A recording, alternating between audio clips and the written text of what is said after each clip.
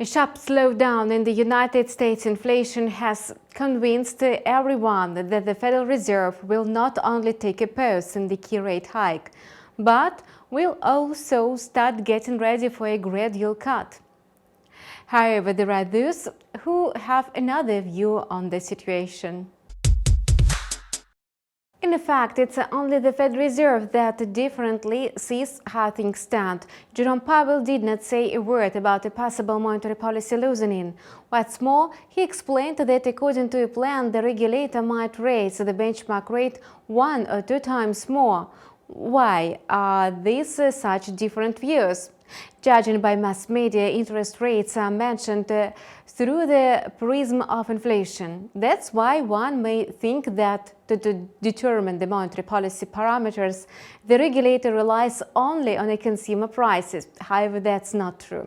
The fact is that press releases issued by the Federal Reserve usually cover 2 factors, namely inflation and the labor market situation.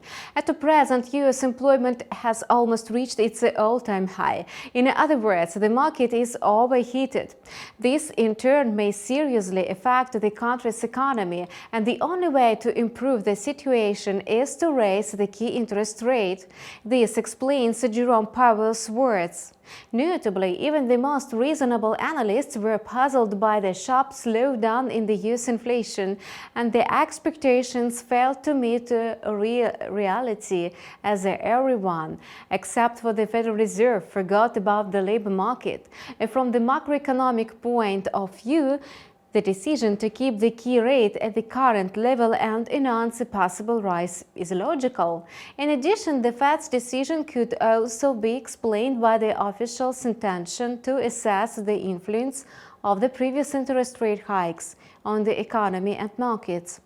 The effect of the Fed's measures is not immediate and takes several months to come into force. In other words, the economy has not reflected yet all the effectiveness of the tough policy. Summing up, they may say that Jerome Powell's speech suggests that the regulator will not cut the key rate until the next year.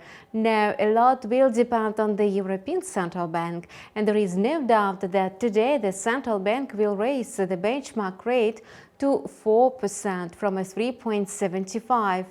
Most traders have already priced in this event. However, the expected speech of Christine Lagarde is of a great importance. The situation in Europe is a bit different from that in the United States. While inflation is slackening on both sides of the Atlantic Ocean, the condition of the labor market is different. In the United States, indicators are providing signs of the market overheating. Meanwhile, in the Eurozone, unemployment remains at high levels. The situation could be improved by means of a loose monetary policy. Thus, in Europe, everything points to the necessity of the key rate cut. Nevertheless, today, Christine Lagarde will hardly make an announcement about the key rate cut. She is likely to emphasize the necessity to take the wait-and-see approach. In other words, today's rise in the benchmark rate could be the last one in the cycle, and there are 2 crucial factors.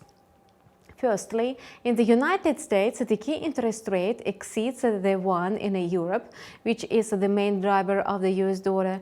And secondly, the European Central Bank is likely to be the first to lower the benchmark rate. It means that the gap between the key rate of the regions will go on expanding, and thus supporting the greenback. Thus, the long-awaited downward correction in the dollar may not take place. Notably, the currency is considerably overbought. Such an imbalance may have serious consequences, primarily for the American economy. However, this will become clear only some time later. On the trading chart, we see that the euro exceeded 1.0800 against the US dollar thanks to a rapid upward cycle. A breakout of this level reflects traders' great interest in a further rise in the pair, despite a decline after the initial breakout. If the price consolidates above 1.0800, the volume of long positions is likely to surge. And this in turn will allow the pair to continue its recovery. If the quote slides below 1.0750, the recovery is likely to stop. Meanwhile, the pound sterling recovered against the US dollar after the decrease seen at the beginning of the week, and the currency has also reached a new local high of the midterm uptrend, and the quote went above 1.2600, which points to the full recovery after the correctional movement observed in May. And the existing decline could be part of the change in the market sentiment. In this light, the pound sterling may leave the overbought area.